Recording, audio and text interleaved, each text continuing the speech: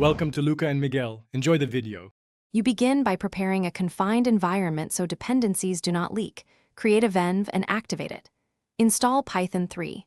11 Plus and the framework you chose, for example Fast API for async speed or Flask for simplicity. Once done, scaffold routes, a basic app factory, and a requirements file. Make sure to initialize Git now and commit your working scaffold. This saves time and gives you a rollback point. You will iterate from this reproducible baseline.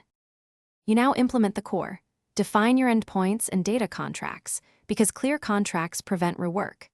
Connect an ORM like SQL Alchemy and create migrations with Alembic so schema changes are versioned. Once data is reliable, add caching with Redis and background processing via Celery or RQ to keep requests fast. Make sure to add authentication using JWT or OAuth2 and centralize config. Then write tests that exercise main flows. You finalize by containerizing the app and wiring up continuous integration so builds are repeatable. Push images to a registry and deploy with health checks. Once live, add structured logging, metrics, and alerts so you know when performance slips. Run load tests and configure graceful shutdowns to avoid losing requests. If something breaks, check the app logs and trace the request path.